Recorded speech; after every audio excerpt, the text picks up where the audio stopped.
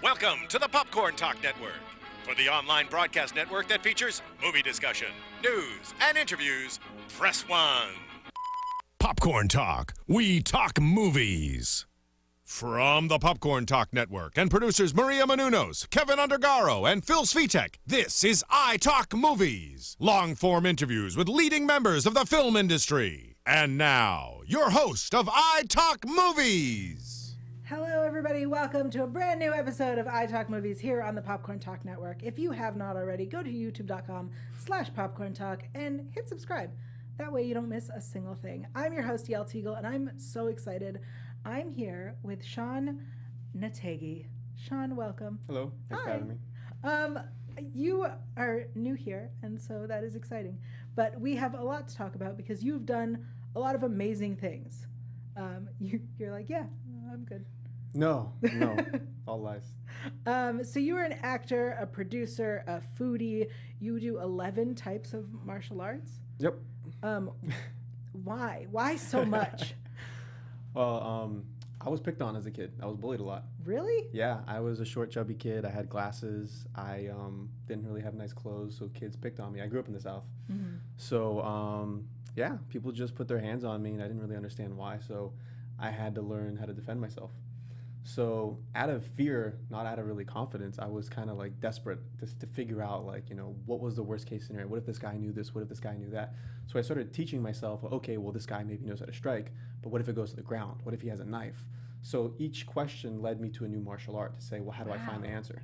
So I kind of put it all together and kind of, the philosophy is called Jeet Kune Do, which is Bruce Lee's martial art, but it's not really a martial art as much as it is a philosophy, meaning Jeet Kune Do for me is different for you because we have different bodies, different structure, different, strengths. So unlike, for instance, karate, for instance, certain forms where everyone does the same things and the same katas, it would change for me versus you. I'll give you a good example.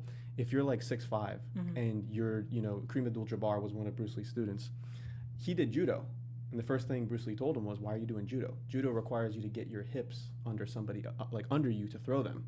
But if you're 6'5", you're not going to get under anybody. So that's not a good art for you to train. So that's like a good example of you have to train for your body and for yourself versus just conforming to a style. Wow.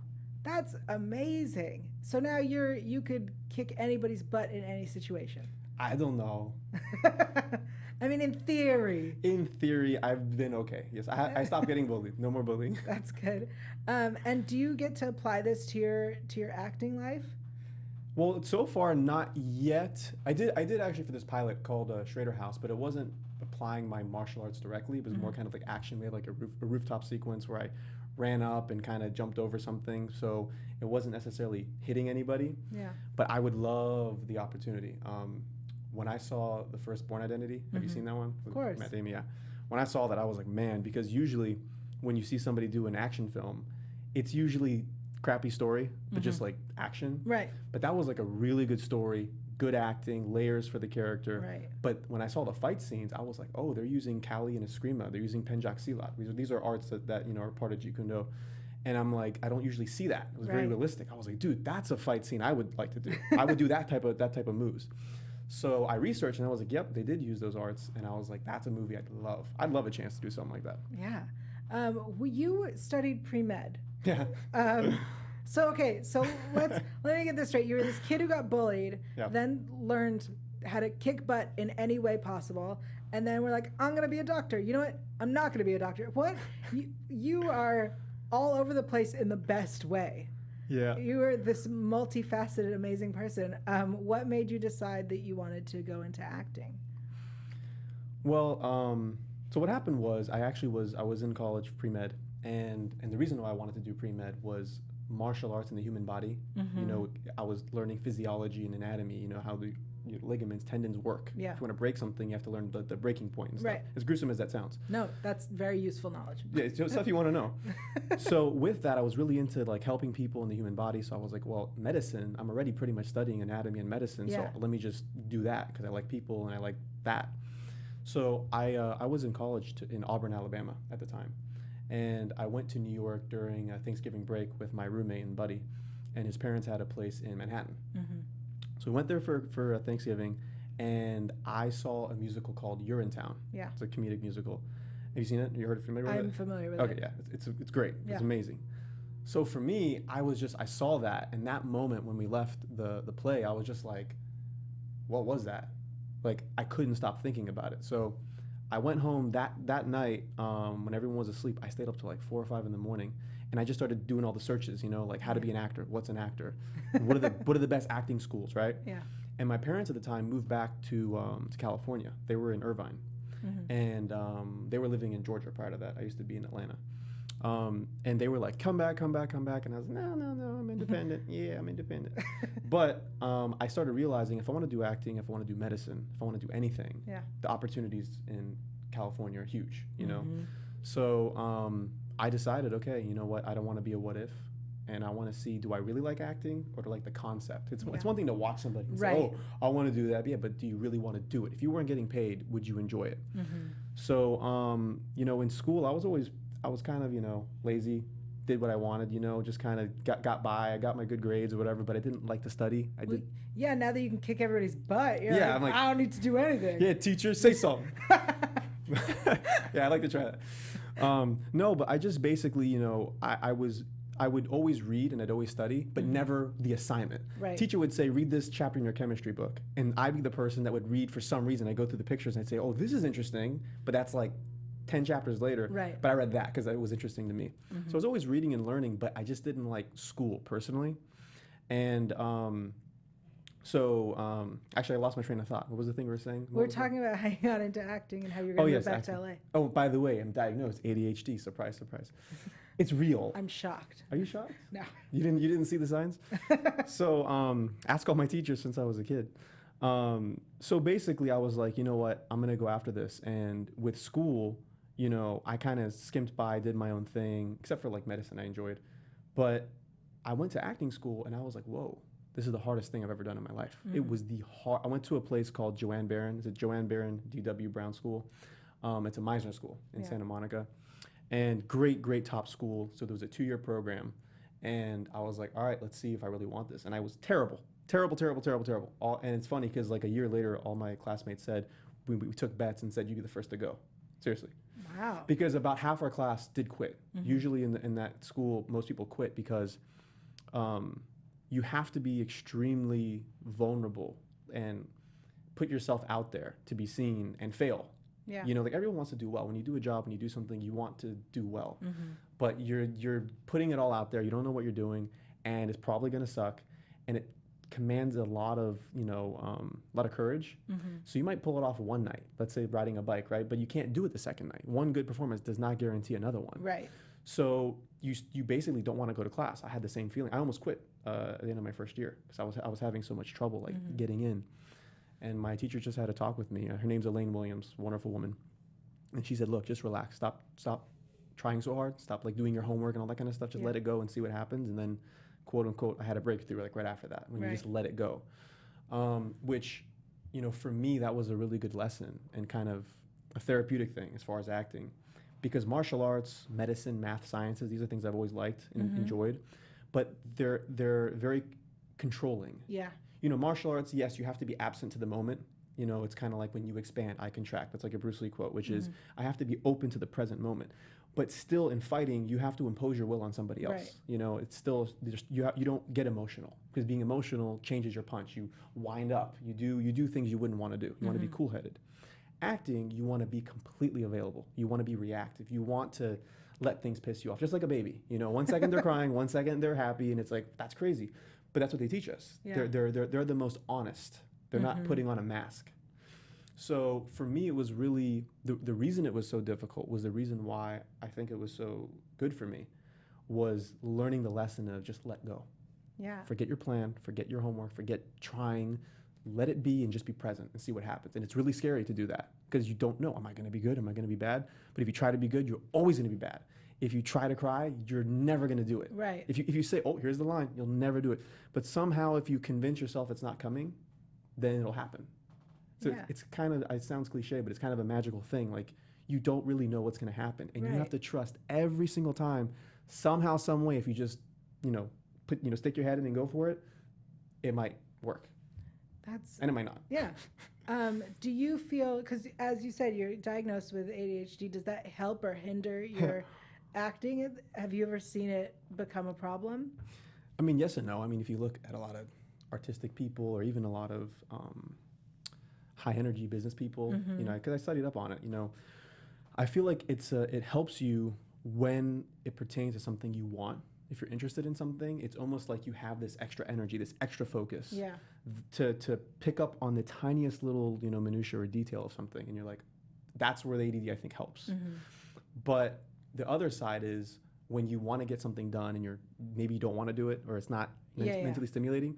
I mean, when I was in school, I always would read stuff like English class, for instance. I'd read like a paragraph, and I'm like, I just read it. I have no idea what I just read. And then I'd read it again, and I'm like, what did I just, like, I read it 4 or 5 times, and I'm like, dude, what's going on? So, you know, you just have to learn to, I guess, deal with it. Yeah. And one trick I've learned for myself, I don't know if it works for everybody, but one thing I learned about my own habits is if I work out on a regular basis, if I have a physical outlet to kind of get that energy out, I tend to focus really well. I tend to be able to, my brain doesn't go as it's not as wound up. Okay. Because I kind of got that out.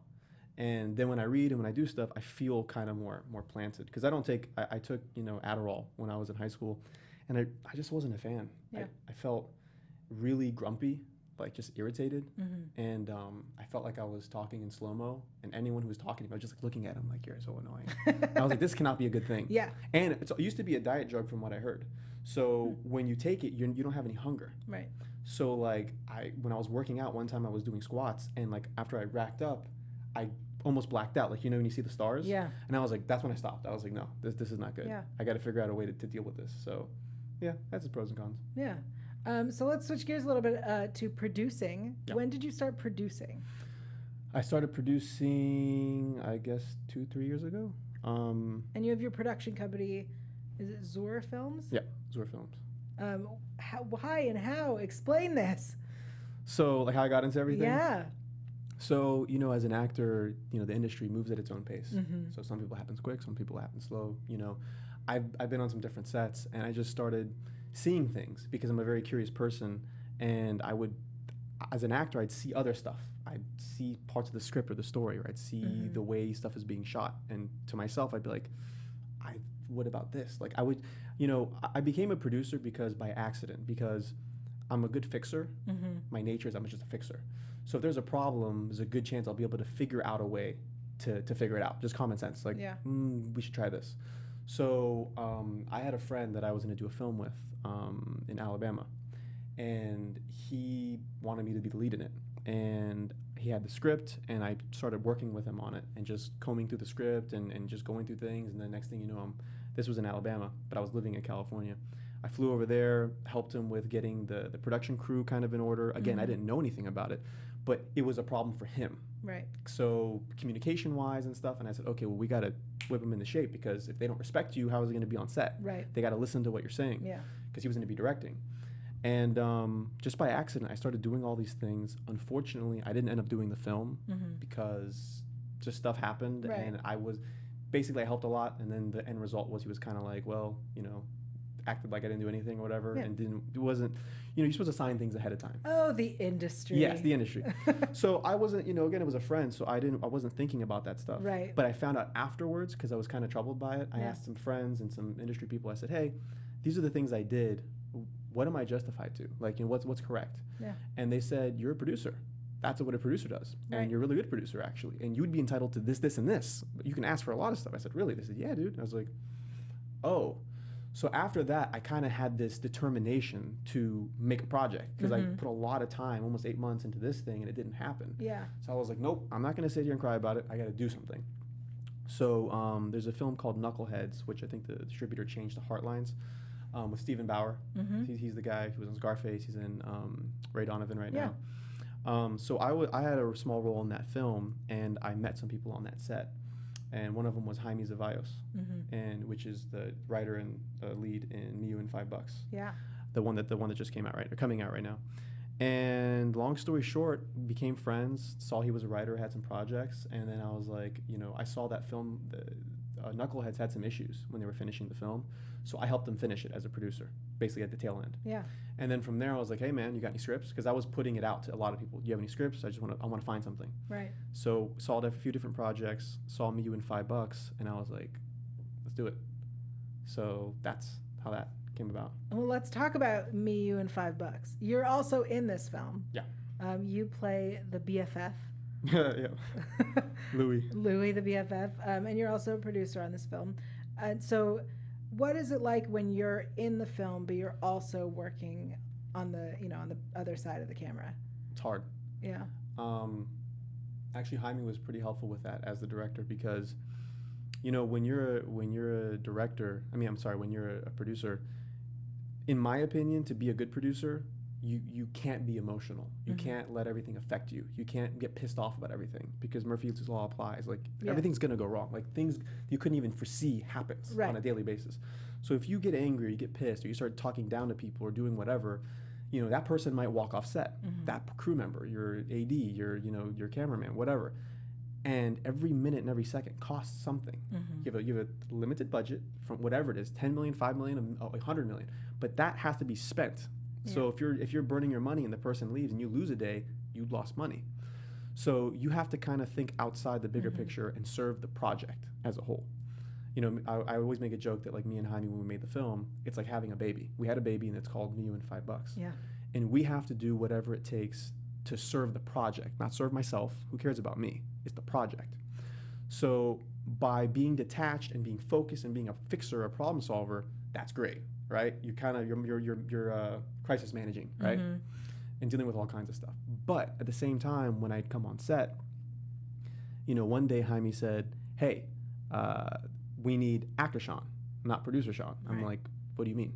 He's like, actor Sean has a twinkle in his eyes, which I laughed. I was like, what the hell does that mean? He's like, it's just, you have a playfulness when you're in actor mode. You have a playfulness and a readiness, and then when you're producing, you have a very serious kind of like focused look. Yeah. So I was like, oh, and that helped me. That clicked. I was like, okay, leave that at the door. Right. When you're even though it's an immediate switch, now have fun. The producing was a vehicle so I could do this part and have fun on set. So once I kind of understood that, I got to enjoy it more and be like, okay, you do this to get to this, and now enjoy. Do you have a preference? Is there one that you're enjoying more than the other right now? Acting still. So I love producing. I love it because it's very stimulating, because you're dealing with so many different types of jobs, whether you're doing color correction, sound design, people and cast and crew on set, set design. It's really creative, actually, in a different way. But acting requires me to do things that scare me. And that's why I like acting. It makes me uncomfortable. Yeah. So like I went skydiving because when I was a kid, I was terrified of heights. So guess what? I said that's the reason I have to do it. If I don't want to do that, that's the reason I got to do it. Yeah. And that's what acting is. I mean, if you apply that to your martial arts, people beat you up. So I don't want to be beat up. I'm going to learn to beat people up. Yeah. It applies to your whole life. That's amazing. So Me, You, and $5. Tell us about this film. What is if you had to sum it up in 2 sentences? 2 sentences. Yeah. I know. The story, or just what? The story. The story. All right. Because I watched the trailer and I went, this is like a complex relationship, and 2 sentences impossible. So I'm making you do it. Okay, I'll do a run-on sentence maybe. Okay. Some commas and semicolons. Yeah, of course. So the story is about a writer and waiter named Charlie, which is the main character. And he's a waiter in New York, and he wrote a book called The 7 Steps of Healing the Male Broken Heart, because his ex, Pam, left him with no reason, just disappeared, and that was his way of coping. Yeah. How to heal your heart. So later on, he's basically low on money. It's Manhattan, it's New York, and his roommate left. He needs a new roommate. He puts an ad out, and the first person to answer the ad is his ex that he hasn't seen in years. And she ends up living with him. At the same time, he sells his book. It's going to become this huge, like, New York Times bestseller. Yeah. So his life is kind of like going forwards into the future. At the same time, his past is coming and catching up. Right. And I play Louis, his best friend, which is kind of his friend that I'm a writer for the Manhattan Times. I'm very successful. I've done really well for myself. But, like, we're kind of in competition with each other because, like, my boy now is kind of coming up. Right. How similar to Louis are you? There's similarities. you know, in the story, the character used to weigh 300 pounds. And I related to, you know, I was bullied as a kid. Right. I know how it feels to feel this small, you know, to like just have no confidence, you know. Yeah. So I kind of, even though Louis appears a certain way, he's confident, he's got a suit, he's slick or whatever, he's cocky. Yeah. He's not. Most people that are like that are not. You know what I mean? And I built around the fact that he's extremely lonely. That's the way I approached it. This man is extremely lonely. He needs love. And this is the best way he knows how to get it. I took care of myself. I look good. I got all the things. But as you watch the movie, you see he's not happy. Right. And it's a very subtle storyline that I enjoy with that character, that it's like, you know, do those things really make him feel good about himself? Just like with Charlie's story. Do these 7 steps of sleeping around and doing this and this. The irony is, does it actually work? This book that you're going to sell, does it actually even work? So there's kind of some humor in that. But I definitely relate to him. And just kind of turned up certain sides of myself. You know, if you want to be gregarious and this and that, just turn that up, you know. Awesome. And where can people see you, me you, and $5? They can see you, me, and me, you, and all of us, and $5. All of us, $5. $5 foot long. Sorry. Yeah. We're like, we should have gotten a sponsor with Subway and been like, hey, seriously. $5 foot long, $5. I mean, they're looking for somewhere to sponsor. Right? Yeah, right. I don't have a history of that stuff, so I have a clean. You can check my computer. What did I say? Nothing. So Moving on. Look it up. So right now it's actually playing as a limited theatrical release. If you're in LA, you can watch it at the Arena Cinema in Hollywood. Awesome. So just go to Arena Cinema and type that on Google. You can find the show times. And then October 13th is when it's going to be the platform-wide release. So awesome. You can find it like on iTunes, Amazon, On Demand. Yeah. Basically, yeah, there's tons of places you can find it. So you don't even have to leave the house. You can. That's the way it is these days. Yeah. I mean, I think it's going to be at Best Buy also. I just saw that online that they're doing pre-orders. So yeah. Watch it from the comfort of your own home. Watch it from your home. You know. Yeah. The Subway guy can watch. Well, I guess he doesn't have a computer anymore, but he could watch it too somehow, maybe from. Yeah. Is he in jail? I think so. This got off topic. Thank you so much for joining us. This has been an absolute pleasure. Thank you. Why don't you tell people where they can find you on Twitter and Instagram or anywhere else that you are? Yes. You can find me. Is there a camera I'm supposed to look at? Yeah, look at that camera right there. That's you. Hey, yo. How you doing? So you can find me at Sean Nateghi. So that's SeanNateghi on Facebook, Twitter's my last name. You're not going to find anybody else with that last name. So, and if you go on Instagram, you can find actually all those. You can find like videos and stuff if you want to see cool martial arts stuff and kicks or food stuff or whatever I do that's either fun or boring to you. I don't know. But check it out. Love to have you guys follow me and communicate. And awesome. Thanks. Thank you. Thank you so much. And if you want to follow me, I'm online at yael.tv. That's YAEL.tv. I'm also on Twitter, Instagram, YouTube, Facebook, really anywhere. At Yael Tygiel, that's YAELTYGIEL. I also have a last name you probably won't find other people. Thanks, guys. We'll see you next time. From producers Maria Menounos, Kevin Undergaro, Phil Svitek, and the entire Popcorn Talk Network, we would like to thank you for tuning in. For questions or comments, be sure to visit popcorntalk.com. I'm Sir Richard Wentworth, and this has been a presentation of the Popcorn Talk Network. The views expressed herein are those of the hosts only and do not necessarily reflect the views of the Popcorn Talk Network or its owners or principals.